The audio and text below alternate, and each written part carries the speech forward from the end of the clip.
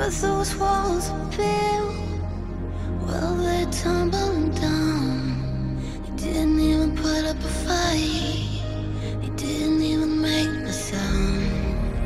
Find a way to na pinakadakilang gawain ng mag-asawa. Una, magdasal. Pangalawa, magmahal. everywhere I'm looking now. I'm surrounded by your embrace. Baby, I can feel your halo. Pray Gusto ko sa kanya, mabait, saka malambing. Yan din. Siyempre, gwapo.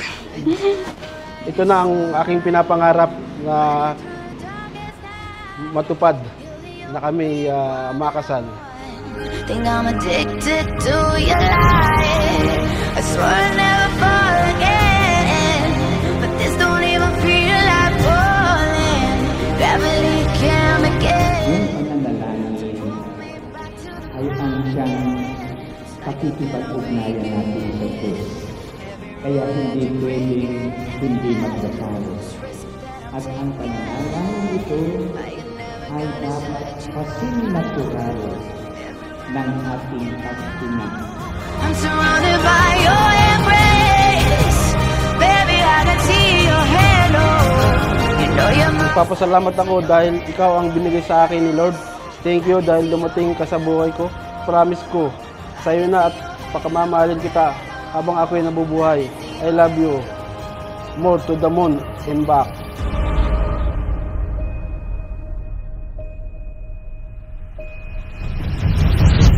I can see your halo.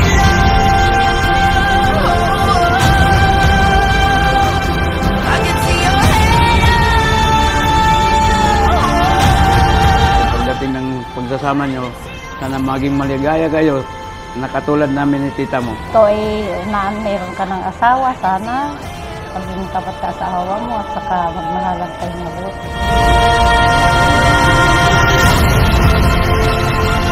Nag-add siya sa Facebook.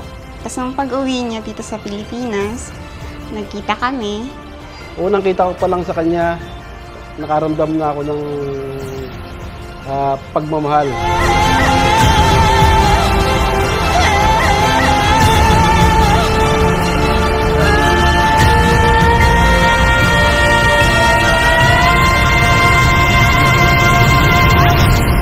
Papasalamat ako sa kanya dahil binigay niya yung pagmamahal na hinihingi ko. Sabi nga nila love at first sight. Kaya magsimula nung makita ko siya, hindi na siya nawala sa aking isipan.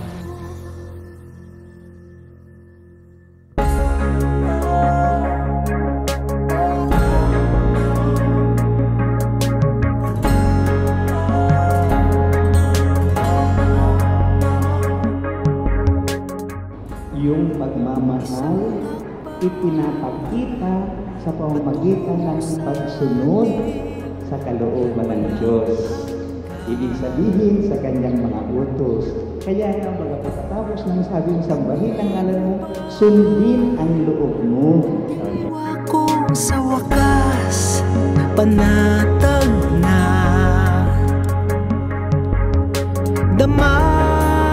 Una sa lahat, nagpapasalamat ako sa may kapal dahil ibinigay ka niya sa akin.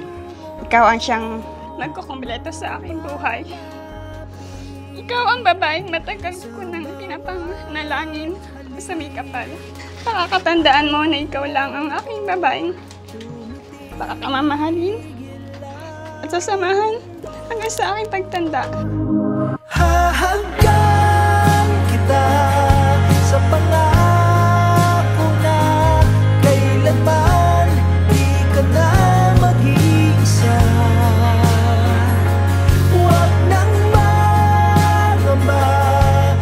Sulit, bukal ba sa iyong loob ang iyong pagparito upang makaisang lindig si Loren Lee na iyong pagkamamahalin at paglilingkuran habang buhay? Opo, Father. wakas.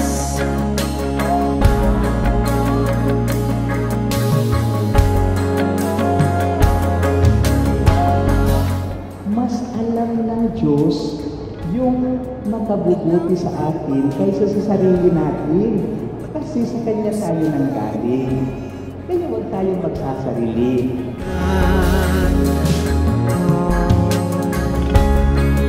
Dinig mo ba? Lord, hindi ukalibangan sa iyong loob ang iyong pagparito upang makaisang dibdib si Jubel na iyong pagmamahalin at paglilingkuran habang buhay.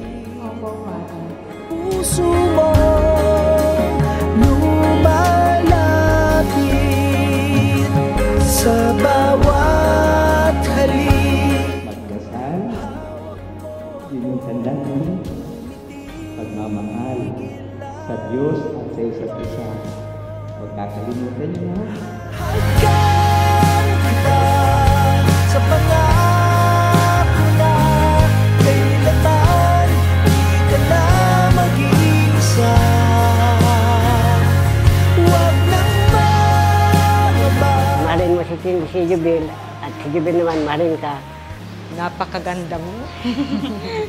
Alam ko na ang araw na ito hindi mo malilimutan. Nawa ay pagpalain kayo ni Lord na mag-asawa ngayon. Simula ngayon. I love you. Love you too, Ma. Ang hakbang na lang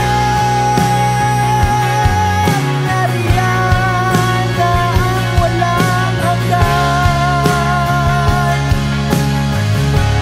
Magkahawak ng kamay habang sumasabay sa ikot ng mundo.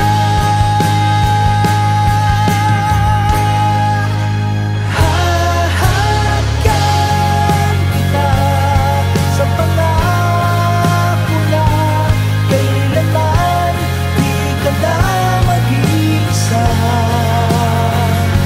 Huwag nang Ikaw ang siyang magkukumpleto sa aking buhay. Ikaw ang pinapangarap kong babae.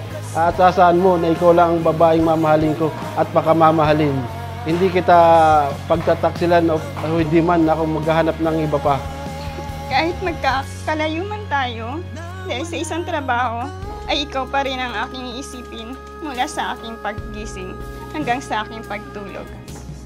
Pakatatandaan mo na mahal kita.